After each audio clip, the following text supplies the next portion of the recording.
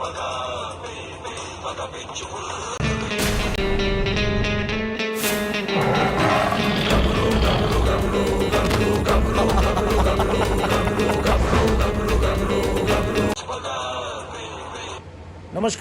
मैं दिनेश लाल यादव निरहुआ और ये हूँ संतोष पहलवान। नमस्कार। और हमने अभी देखा था जा गबरू का टीजर जो ना आ गई बा यूट्यूब पे महेश पांडे प्रोडक्शन पे।